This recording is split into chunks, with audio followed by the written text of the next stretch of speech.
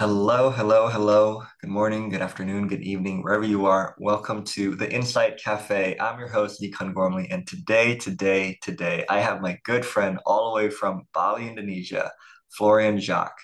And I'm going to read his intro because he's such a cool guy. So, Florian is a young Belgian product designer who worked for many startups from the US to Australia. He's a longtime traveler and remote worker. He is now the co-founder and CEO of Midstay. Midstay is a platform focusing on making most out of remote working and helping companies offer solutions for their workforce to keep them engaged. Welcome to the show, Florian. Hey, Nikan, thanks for inviting. Is there anything I missed in your bio? Is there anything you'd like to add? Like you're secretly Indonesian Batman, you know? No, I think that's all good for now. I guess we'll be digging into it in the next minutes. All right. So to start off, I'd like to ask about your journey as a founder. Like how did you get here? What was your story? Where did you come from? I know you said you're Belgian. I'd love to hear about that first before we get into the juicy topics we're going to dig into. Sure. So to bring a bit of context, I'm actually born from two parents that are entrepreneurs, so that helped a lot. I've been starting doing some graphic design gig at the age of 15. And afterwards, I was actually not having any company at that time incorporated. My father is into the finance and accounting and all that. So he told me since the beginning, okay, Flo, if you have some clients, you need to be able to invoice.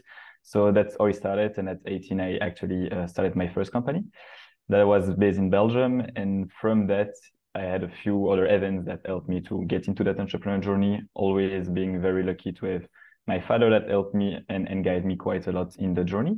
But yeah, so it all started like that, having that company as a marketing and design agency that I was actually helping some companies, for, as you said, from US to Australia to Belgium and working with startups very close to the founders. And as a product UX UI designer, I was actually building their own product, visual product. I was really translating that business ID into a visual experience.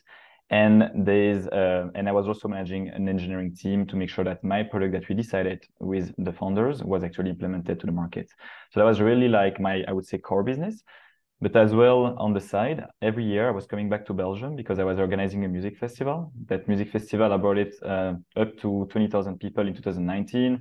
So Wow. really interesting learning curve as well there, where it was only volunteers part of this festival. It was really for a non-profit cause. And the idea is that we really learned as we were doing. So that at the age of 23 was actually bringing as well quite a lot of skills that I was just learning by myself, and I guess this also helped me to kickstart the next venture, which is now Midstay. That's a lot packed into what an incredible journey. I wonder if you could look back, what are some of your highlights and lowlights from that journey? Yeah, that's a good point. I think there is a lot of great and positivity to actually work with a family because clearly like the music festival was also a family project. My father started it, Hmm. and then I took over after a few years. So there is a lot of positivity, like positive things behind it, but the thing is that there is also a lot of challenges behind it. Like my mom were not really happy to that we were speaking all the time about the festival, where we're dinner, lunch, and all that. So at one point, it was really about like making sure we're able to frame that within the family environment, and making sure that we're also able to make proper meetings with father and brother that was also part of the journey of this music festival, to make sure that we were not bothering the people around. So that was I would say like a personal challenge at that time. Hmm. And then speaking more about the yeah, I think like there is another one that is also maybe more personal, but I've been always driven by following the opportunities I had going from the US and Australia and working for the startups. But that also means actually going abroad and living there. And so at one point, I think it's no, I get used to because I'm also living abroad, but and I really love that. But the thing is that indeed you need also to manage the fact that you don't see your family every week, and you need to keep that connection with them. So it's really, I think like it's really about like having that balance in between work and family, where myself, I'm really career driven, but I'm also a big family sensitive, I would say. What would you say were maybe as the journey, because you had to develop quite quickly, right, as a person to kind of keep up with things that were happening in your life. What would you say What's like one of the biggest challenges you've overcome on that journey, apart from what you shared? Yeah, so clearly, again, I think that's the fact that, maybe that's the events as well. So I was in that event industry with the music festival, and being like willing to get into that next step, where it was actually the 10th birthday of the music festival in 2019. We were super ambitious, and we moved the festival from 2018 from a venue of like 5,000 people to a castle for the 10th years of the festival. So that was really like one of the biggest challenge we put ourselves in. And I mean, at the time you announce that to the public and to all your community, you just need to make it happen, right? Right. So we had 12 months to make that happen during the Mm. full year of music festival. Wow. And yeah, I guess like it was a lot of new things. Like we've been from a venue we knew from a few years to a completely new site Wow. where we needed to actually bring more than 100 policemen during the music festival. We brought it from 2 days to 3 days of festival. We brought camping Mm. site. So it was really putting us in a position where we're feeling quite ambitious, but indeed Mm. it brought a lot of challenges. Even like we brought some artists on the lineup that was much bigger than what we ever had. So Mm. it was also, like linked to that, you need to also prepare some other stuff, which is like backstage and all that, which is Right. much more expectation than what we used to do before. So that's really more about the festival. And then I'd say like one of the biggest challenge as well we had, but that may be something we can speak later, but that's with Yeah. Midstay, and we had a few more. But this is all the experience I had before Midstay. Okay.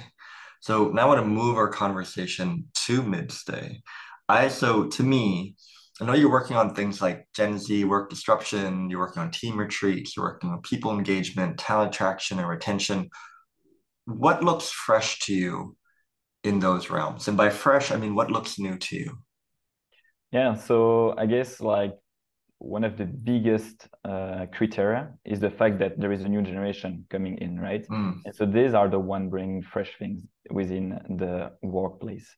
We're speaking about the Gen Z and Gen Z that are actually disrupting the whole workplace. They are willing to have more flexibility, a better work-life balance.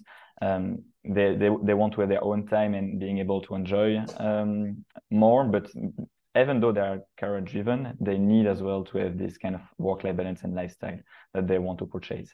So I guess this is something that companies need now to adapt, and that brings fresh things. Clearly, we are part of one of these actors bringing new services for companies and supporting these companies to actually help and adapt.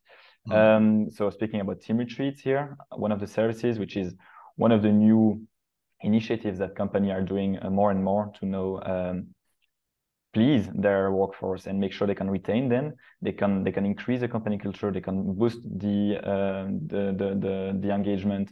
And so that's one of the, I would say, biggest and fresh things we saw and that we jumped into. But clearly we saw so many other things, right? We see as well that companies are now remote first or hybrid.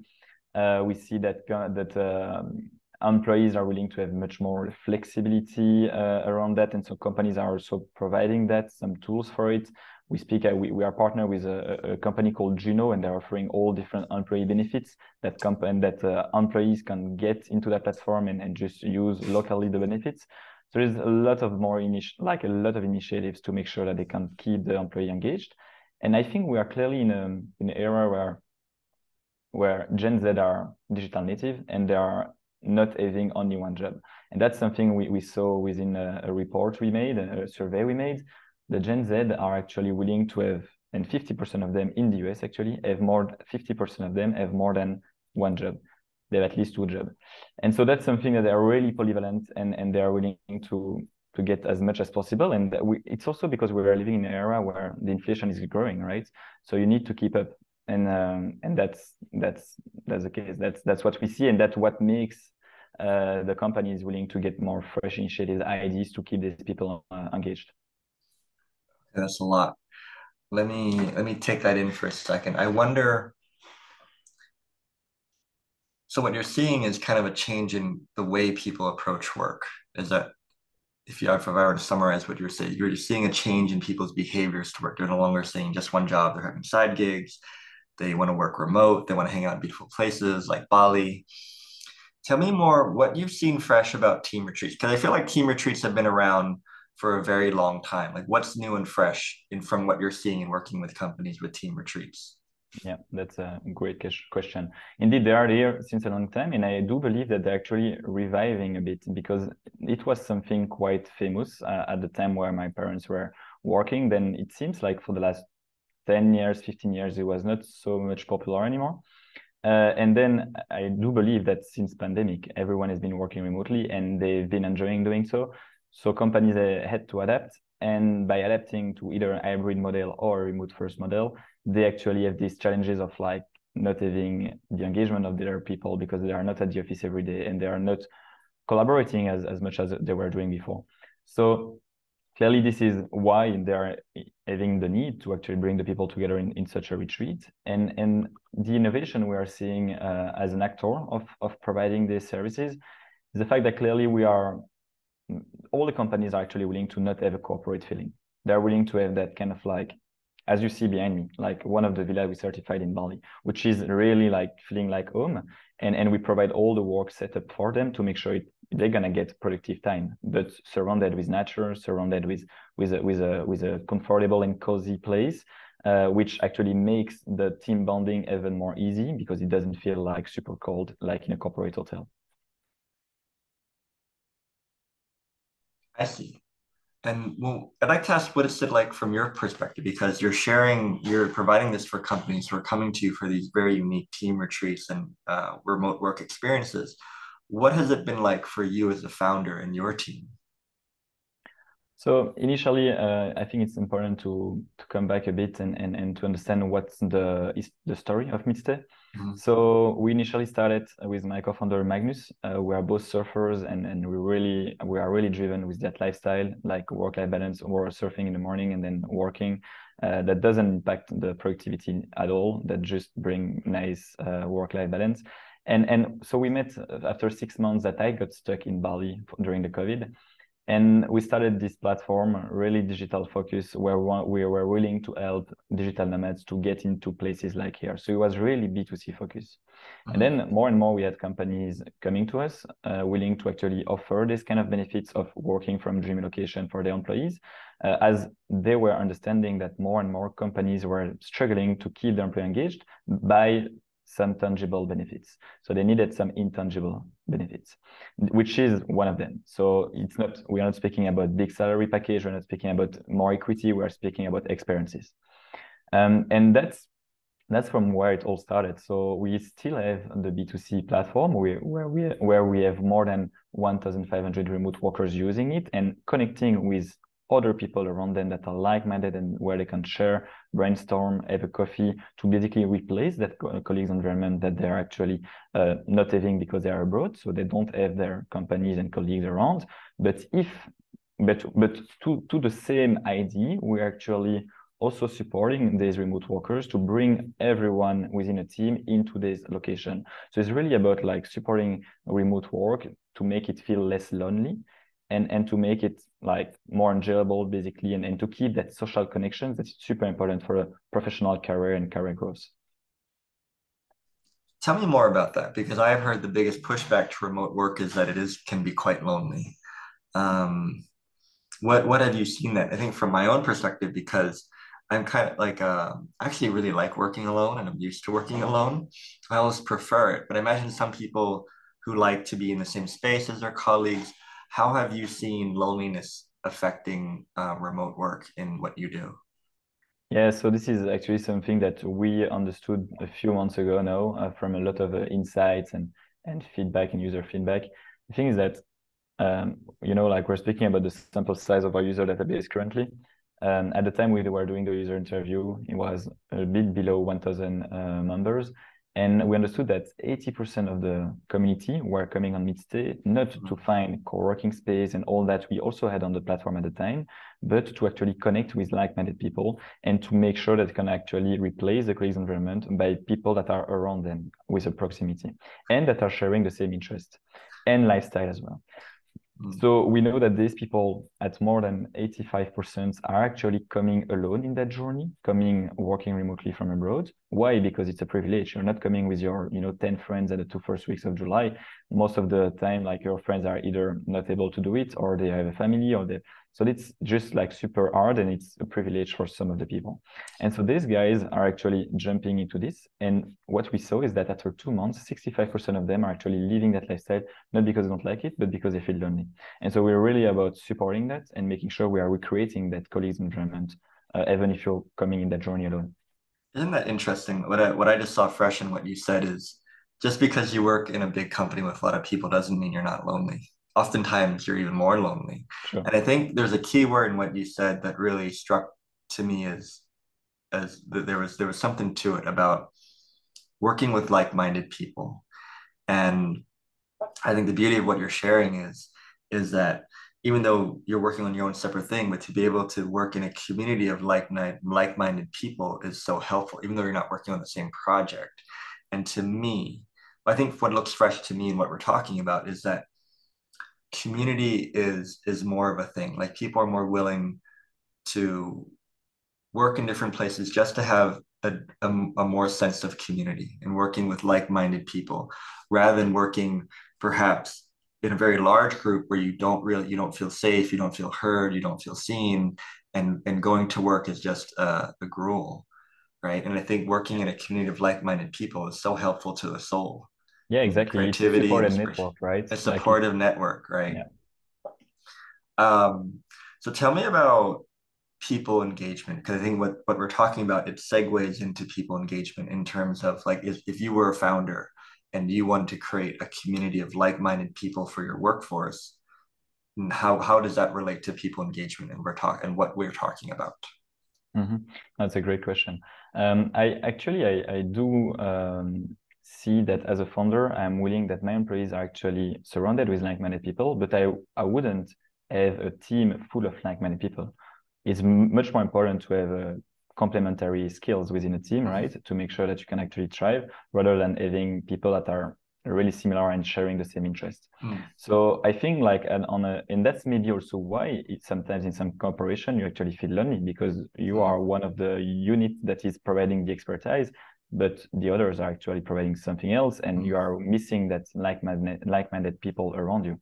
So that's really about like recreating some kind of ecosystem and community around, and actually we call that micro-curated community, where around a temporary home address, because people are moving from one place to the other, we recreate and we connect these like-minded people together.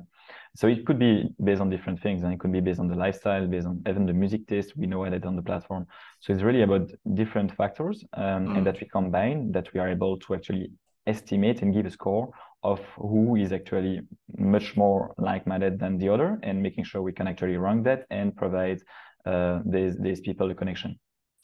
Okay, that's also insightful because to say that you don't want a team full of like-minded people because you do want the different kinds of people who will for different types of expertise.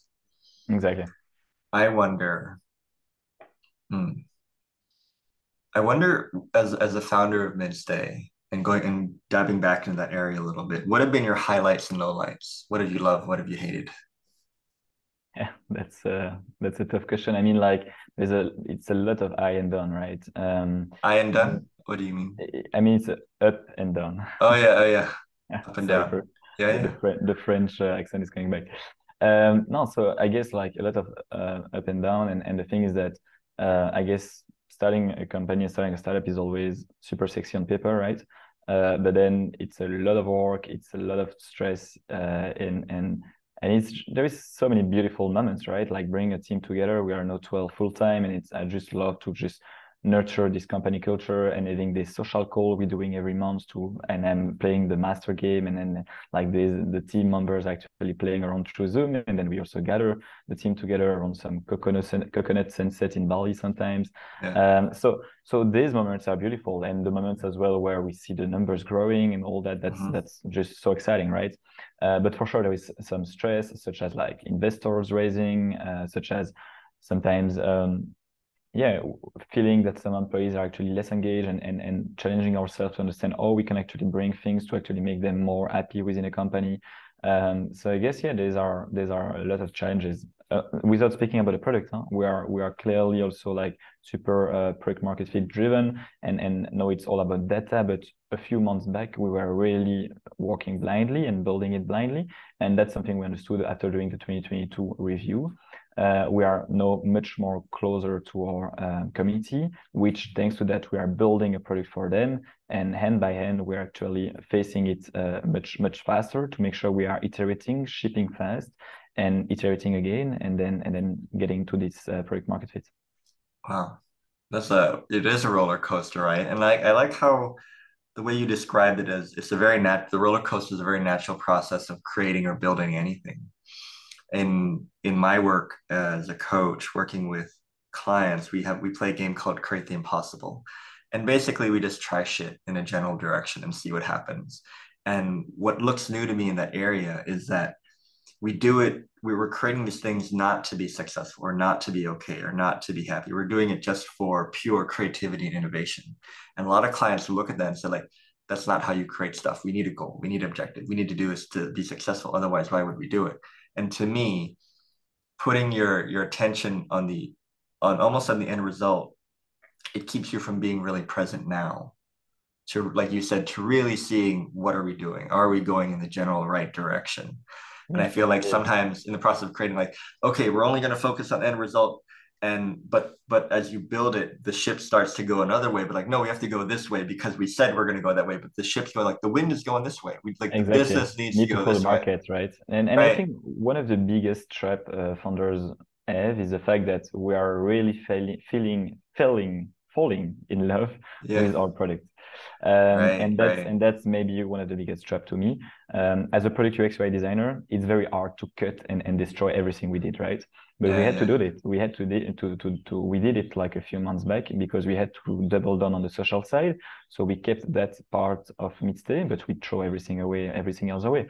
And I think that's sometimes some hard choice to make, but this is just for the good of the business. And yeah, that is like the natural process. And I think being like very open-minded to the feedback of the users is super important. And clearly our guardrails should be the users and should not be Mm. intern founders. Mm. That's very, very insightful. And to add on to that, it seems to me it would be helpful to know that starting out when you're building things, to not be attached to whatever you're doing, because knowing that things change, market changes, your client might drop the golden egg through the process, like this is what I want, and you try it, and this is like the most beautiful market fit. Because I've seen that in my own businesses. I have a Taekwondo franchise and I have a coaching business, and that the things that are most profitable or most successful are the things that I didn't even know would be. And the Yeah. things that I really tried really hard to push and grow were things that just didn't work. And so now, being more present in my business, I'm a lot more aware of just to follow where the business wants to go and Yeah. support And I it the think best I can. Yeah. it's a big quality to be able to listen to this, to be able Right. to see that, To right? listen, right? To listen. Yeah. And that's what I like what we're talking about is that you can't listen to it if you're too distracted by your own ego or your own control. I did a whole separate podcast on letting go of control and how to surrender. And Nice. it echoes what we're talking about now about really letting go about what you want and really noticing of where things want to go. And so there's another topic I want to direct your attention to, and that's talent attraction and retention. And under the theme of what we're talking about, team retreats and work disruption, it seems to me that talent that founders need to attract or businesses need to attract is very different than before. Before it was a job description and an attractive salary, but to me it doesn't seem to be the case anymore. And I'd love for you to talk more about that. Yeah, indeed. And I think this is again since the pandemic, we saw that so many employees were actually willing to decrease their salary up to 70%. I mean, 30% decrease to actually get a better employee benefits next to it, which is again intangible. We are not speaking about equity. We're not speaking about big salary package. And we're not speaking about a car or all that. We are speaking about things that are not being able to be measured, but that are actually providing happiness and joy within a company for our employees. And that's something we actually saw during the last surveys for the last 1-2 years. And clearly, this is a big disruption. And I think that's how the world will become more and more, because we see that Gen Z is actually driven by experiences. So yeah. Tell me more about that sentence. Gen Z is driven more by experiences. Yeah, so actually, to come back maybe a bit more with the story about that and how they got shaped, I was actually doing a conference around Gen Z and all that around, and we understood from the research we made that the two last generation are called the burnout generation. Mm. And there's millennials and Gen Z that they were actually seeing this standard way of doing life, right? Being married before 30, having kids and all that. And then what they saw a few years after is that their parents got divorced. And more than 50% of the family in the US actually got divorced for the one that are currently Gen Z and millennials. So it's all about like disrupting the codes, and they don't want to get back into the same trap. So I do believe they're actually willing to get much more, not the traditional 9 to 5 scheme of the life, but just disrupting that to get more for themselves and having more, finally living the day as it is today, right? And not expecting much in the next. And I think it's also impacted because of the climate crisis. Like we don't know how it's going to be in a few years, right? So I think that clearly Gen Z and the current workforce are willing to get as much as they can currently, and not about salary, but much more about experiences and what they are living currently during their young age. So what you're saying is, if I could just echo, is that the needs of the talent have changed, their priorities have changed. And what you're saying is, what I think you're saying is, the needs have shifted more to well-being, Exactly. to Holistic experiences. holistic experiences and Exactly. well-being, rather than the traditional money and perhaps even job security. Like the things that attracted people before are different now. And I Yep. think and why is that helpful is that if you want to attract the best talents, you need to speak their language and what they want. Exactly. And you most probably know as well, this big trend, that is employer branding. And this is all about employer branding, making sure that actually you are giving an aura that is attracting and that give like Yeah, this talent magnet, right? To actually keep that talents coming to you. right. And this is not about throwing up big salaries, not at And all. one thing I see that's kind of missing to me, this is the world according to Nikon, is that I feel like now people are a lot more knowledgeable about psychology and communication. Like they're like the information available on how to communicate well, on how to lead well, the amount of books available is astronomical. And I feel that people are a lot more intolerant of poor communication and poor leadership. And oftentimes I wonder if a big part of talent acquisition that's missing is is who you're working for. Yeah, Your direct report, like your leader, your manager, and that's what I see missing in a lot of on LinkedIn or things like that. Is they don't tell you who you're working for and what their capabilities are. They're like, okay, we're going to brand the company, but your boss might be an asshole, and that's the quick. Like there's that old saying, like people don't leave bad exactly. jobs, they leave bad managers, but they don't promote the managers. And like we've trained this manager really well, they have great communication. Like you're walking in blind, because that's happened to Chris, me a few times, right? Walking like, I, wow, great company. I hate my boss. I'm leaving. I couldn't agree more. Yeah. Like I just heard that a few days ago, but do you know why and what's finally the why people are staying in a company? Why? Because of their manager. Do you know why they're leaving a company? Why? Because of their My manager. manager, right? So it's all Right. about the people you're working for. And I think you need to feel recognized at one point. You need to feel part of something. Right. And that's also something we were seeing is that Gen Z and this new generation, millennials as well, they are looking for meaningful work. It's not only about just working, getting money. It's about Correct. what Correct. you're doing and What what you're doing. you're Right. actually developing for yourself as well, Right. part of this company, and feeling part of it and feeling that you have a direct ownership and feeling you have a direct impact. Right. I love that. I think what would be really cool. Wouldn't it be cool if job descriptions had like it was almost like a dating profile? Like you're going to be working with this person. He likes this. He's trained in this, and this is what you would learn from working from him.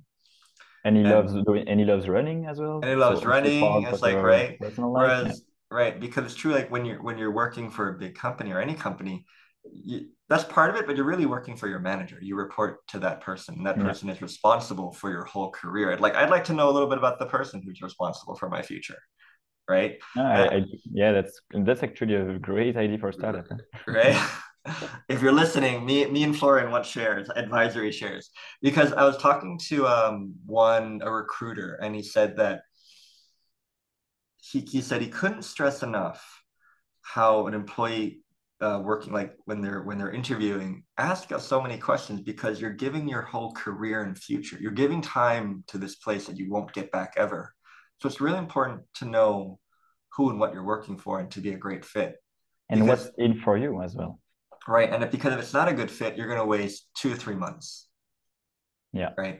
And I think that that's what looks fresh to me is that we're more intolerant of bad behavior, poor communication, poor leadership. We're more desirable in terms of those things. I think for me personally, when I want to work for things or projects or joint ventures, I look to what I'm going to learn. And like you said, I'm willing to almost take a less cut or less money if I know the intangible value is going to be more, the holistic value. Am I going to enjoy working with this project? Is this going to make my life better? But Right. I'm a big believer as well of one single sentence that I've been driven since my childhood Yeah. is that you need to find a work that you like to never work a day in your life. Right. Right. And I think Christo wrote something. Christo is a prominent thought leader teaching creatives how to make money. And he said, every day do something you love and do something that makes you money. And hopefully, and God willing, those two things will be the same thing. And that's so true. I wonder if in that sentence, oh yeah, I was going to share a story. I was speaking to a good friend, colleague, and his story is he had built two very successful startups. He burnt out and he exited them. And he told me, Nikon, I just want to work. I just want to do work I like with people I like, and that's all I want to do right now. And he's been very, very successful doing that. And I've taken that on too because it feels true to me. I want to do work I like with people I like. I think you're clearly getting the energy out of yourself and you're attracting the people that you want to work with as well by having that mindset. Right. And that's super important. And I think clearly this guy most probably saw that also reflecting on his personal life. Right. If he's happy every day at work and he's actually feeling he's actually giving back to something to these people, I mean, he won the whole thing, right? Yeah. Yeah. Yeah. So that's cool. I wonder. So going back to you, and this is one of the last questions I'm going to ask you is, what would you, if we're thinking about the themes we're talking about, Gen Z, remote work, team attraction, talent acquisition, remote team retreats. If you were to go back at the start of your journey, what would you tell yourself and what you've learned? Could you repeat the question? Sure. So we were to go back when you started your entrepreneur journey with Midstay, Mhm. knowing what you know now, what would you tell yourself? Okay. So yeah, I would for sure that's the biggest learning we had is like making sure that you don't fall in love in your product and don't stay in your bubble. Clearly, you should speak as fast and as soon as possible to the Mm, first believers of your product, and that's them that will lead your roadmap. So I think this is maybe we clearly got a few months that we lost in that. We clearly would not lost everything because we were yeah. building something that were right as well. But the thing is that we internally was very confusing because we were just driven by one single vision, and I do believe that we need to have a collaboration around that instead of it being driven on to only one vision. I think the vision should be the bigger frame, but the guardrails of the product should clearly be the user. Mm, And we are executor of that guardrails, and we bring a vision to direct slightly the product. mm, But clearly, like if we want to reach and to product and to build a product that people love, use, and reuse, clearly we need to be as close as possible to these users, and that would be my advice I would give myself mm. uh, at the first day I incorporate Midstay. Beautiful. And what would you tell yourself moving forward? I want to be me in 2 years to tell me currently what I will tell myself. But no, that's a good question. I guess like keep learning, keep being open mind, not thinking I know everything, just like keep being open, and I think that's how the learnings keep coming, and that's how you improve, right? And that you improve the people around you as well.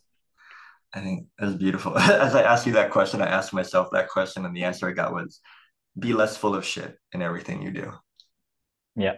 Yeah, be more real. But how do Or you get less full of shit? yeah, yeah, be less full of shit and notice when you're being full of shit. Cool.